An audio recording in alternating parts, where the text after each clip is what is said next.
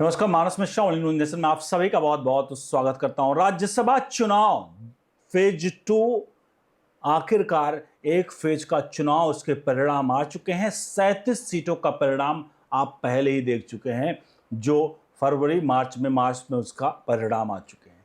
लेकिन अब बीजेपी के लिए फेज 2 और इंडिया अलायंस के लिए फेज 2 कितना घातक है, क्योंकि फेज 1 में ऑलरेडी इंडिया अलायंस पूरी तरह से उसका सफाचट हो चुकी।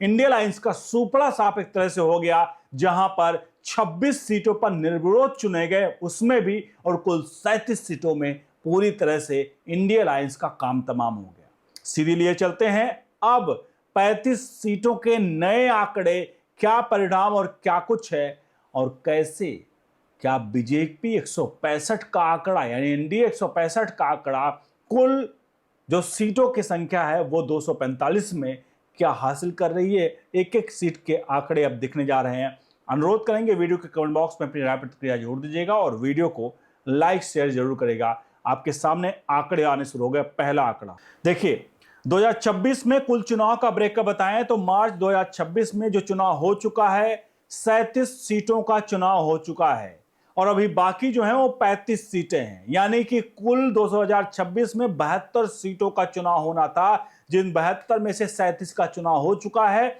और 35 जो है वो अभी बाकी हैं। बढ़ते हैं अब अगले आंकड़े की तरफ। अब बाकी बची जो सीटें हैं, वो सीटें किस प्रदेश में कितनी हैं वो हम आपको बता देते हैं।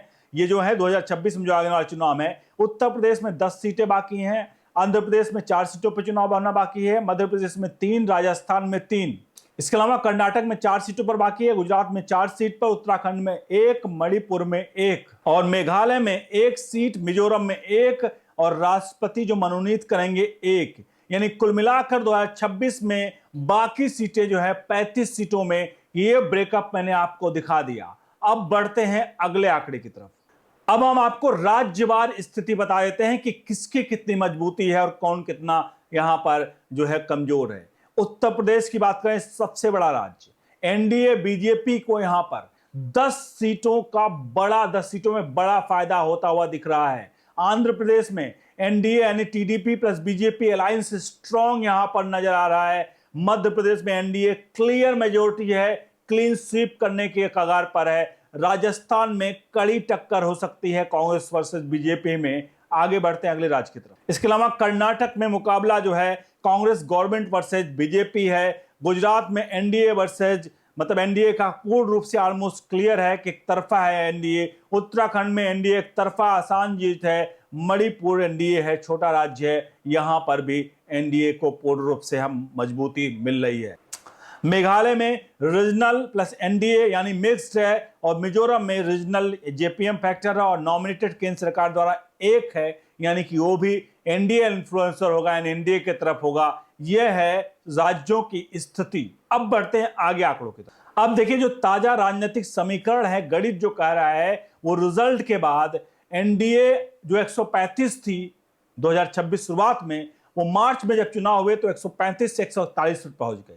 वहीं इंडिया अलायंस यानी इंडिया विपक्ष जो था वो 62 था, वो घट करके 4 सीट 58 रह गया, यानी एनडीए और मजबूत हो गया। ये कब? मार्च के ही चुनाव में। अब बढ़ते हैं बाकी 35 सीटों के आंकड़ों की तरफ, कैसे क्या परिवर्तित हो रहे हैं। अब राज्यवार स्थिति देखिए, आपके सामने फाइनल टेबल ये है। उत्तर प्रदेश में जिन 10 सीटों पर चुनाव होने हैं, 7 एनडीए के खाते में जा सकते हैं, 3 इंडिया अलायंस के खाते में जा सकती है और 0 अन्य के खाते में। आंध्र प्रदेश में 4 सीटें हैं, 3 से 4 सीटें जाएंगी एनडीए यानी बीजेपी के खाते में जा सकती हैं, 0 है कांग्रेस और इन अन्य के खाते में शायद 1 सीट जा सकती है। मध्य प्रदेश 3 सीटें हैं मध्य प्रदेश में, जहां 2 से 3 सीटें और कांग्रेस के खाते में शायद 1 चली जाए, 0 से 1, यानी क्लीन स्वीप यहां पर भी हो सकता है। अगले आंकड़े की तरफ, अगले राज्य की तरफ बढ़ते हैं। अगला राज्य है राजस्थान। राजस्थान में कुल 3 सीटें हैं, 1 से 2 सीट एनडीए और 1 से 2 सीट कांग्रेस, यानी कि यहां पर कांटे की टक्कर नजर आ रही है। कर्नाटक 4 सीटें हैं, 1 से 2 सीट यहां एनडीए के खाते में, 2 से 3 सीट यहां पर इंडिया अलायंस के खाते में। और यहां पर चूंकि कांग्रेस की सरकार है, जाहिर सी बात है यहां पर मजबूत तो कांग्रेस होगी। गुजरात 4 सीटें हैं, 3 से 4 सीटें और 0 से 1, यहां पर गुजरात में तो क्लीन स्वीप होना ही होना है। ये तो 1 सीट भले दिखा रहा है, लेकिन यहां पर क्लीन स्वीप करेगी, यहां पर गुजरात में भी है। बढ़ते हैं अगले आंकड़े की तरफ। अगला राज्य उत्तराखंड। उत्तराखंड में एक सीट है और वो भी एक सीट एनडीए के खाते में आसानी से जा रही है। मणिपुर में एक सीट है, एक सीट एनडीए के खाते में आसानी से जा रही है। मेघालय में एक सीट है, वो भी एनडीए के खाते में जा रही है, या तो हो सकता है रीजनल के खाते में जाए, मतलब ये यहाँ पे टक्कर हो सकती है, वहां कोई लोकल पार्टी। लेकिन एक बात बता दें कि ये लोकल पार्टी भले है, ये बीजेपी यानी एनडीए घटक दलों में ही आएगी। बढ़ते हैं आगे अगले आंकड़ों की तरफ। इसके अलावा मिजोरम में एक सीट है और एक सीट यहाँ पर जो है वो रीजनल को मिल सकती है, यानी कि एनडीए और बीजेपी, मतलब एनडीए और इंडिया अलायंस दोनों को झटका लग सकता है। मिजोरम में एक रीजनल पार्टी वहां ले जा सकती है। नामित एक प्रेसिडेंट का है जो कि एक सीट और ये भी एनडीए के खाते में जाएगी, यानी कुल 35 सीटों में 20 से 24 सीट जा सकती है एनडीए के खाते में, 8 से 12 सीट जा सकती है इंडिया अलायंस के खाते में, और 3 से 6 सीटें जो हैं वो अन्य के खाते में जा सकती हैं। अब देखिए फाइनल पिक्चर जो बात कर रहे हैं, फाइनल जो बड़ी पिक्चर तस्वीर निभर के आ रही है, ये जो 35 सीटें हैं जिन पर चुनाव होना है अब राज्यसभा में फेज 2 में, उसमें एनडीए 20 से 24 सीटें जीत सकती है, इंडिया अलायंस 8 से 12 सीटें जीत सकती हैं, अन्य के खाते में 3 से 6 सीटें हैं। ये आंकड़े आपको लग रहे होंगे कि आंकड़े 20 से 24 के हैं। पिछली बार जब 37 सीटों के आंकड़े थे, जहां बीजेपी ने एक तरफा झटका मतलब दिया है इंडिया अलायंस को, और ये आंकड़े जो 20 से 24 के हैं, मैं आपको बता रहा हूं 35 सीटों में बीजेपी 26 से 27 आगे बढ़ सकती है, और एक लाइन में तक बात करें तो कांग्रेस यहां पर हो सकता है 5 या 6 पर सिमट कर रह जाए। तो ये आंकड़े बहुत कुछ बयां कर रहे हैं आने वाले चुनाव के लिए। अगले आंकड़ों की तरफ बढ़ते हैं। अब फाइनल आपके सामने दिख रहा है, आखिरकार इन 35 सीटों के आने के बाद क्या होगा फाइनल आंकड़ा। एनडीए 150 से 160 सीट जा सकती है, यहां तक 165 का भी आंकड़ा क्रॉस कर सकती है। इंडिया 50 से 60 सीट गिर सकती है, 50 सीट तक भी आ सकती है, अन्य 30 से 40 हो सकते हैं। अब समझिए 160 से 165 सीट जीत सकती है यहां पर जो है एनडीए।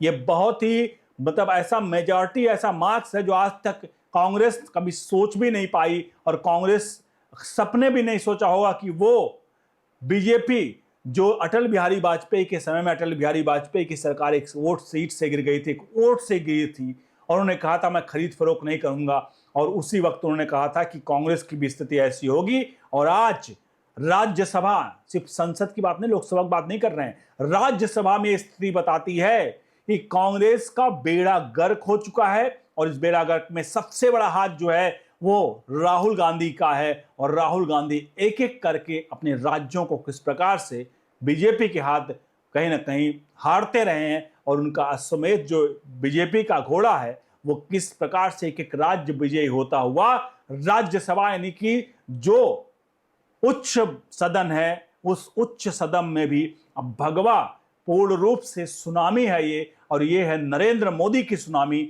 अब बताइए कि अब क्या होगा। जो राहुल गांधी चिल्लाते थे कि अगर बीजेपी आई तो संविधान बदल देगी, अरे राज्यसभा में इस तरह के आंकड़े हैं, अगर संविधान बदलना होता तो बदल देती। अगर जिस तरह से इंदिरा गांधी ने इमरजेंसी लगा करके संविधान बदला, आज राहुल गांधी, उनको कम से कम एक बार सोचना चाहिए कि कम से कम कोई मुद्दे उठाने से पहले उस मुद्दों के पीछे की कहानी भी थोड़ा समझ लो कि कहना क्या चाहते हो और करना क्या चाहते हो। सिर्फ आपके मुंह से जो शब्द निकल गए, आप उसको लेकर राजनीति करने लगोगे, और आपको पता नहीं कि कल को ये शब्द, आजकल इस तरह का सोशल मीडिया का दौर है, वो बार बार रिकॉर्ड करके चलाया जाता है, और आप हर बार इस तरह के जो काम करते हैं खुद फंसते हो। देखिए आप धीरे धीरे करके अब आपका सुपड़ा साफ हो रहा है, और संविधान खत्म करने के नारे लगवाने वाले कि संविधान खत्म करेगी बीजेपी ने राज्यसभा में इस तरह का परचम लहराया है। 165 सीट समझते हैं आप, 245 में बात करें 233 का ही चुनाव होता है, सिर्फ 245 सीटों में 165 के आसपास बीजेपी अगर पहुंच रही है, इसका मतलब कांग्रेस का लोटिया डूब चुकी है। इंडिया अलायंस भारत में विपक्ष पूरी तरह से बर्बाद हो चुका है। बने रहिए न्यूज़ नेशन के साथ। बहुत बहुत धन्यवाद।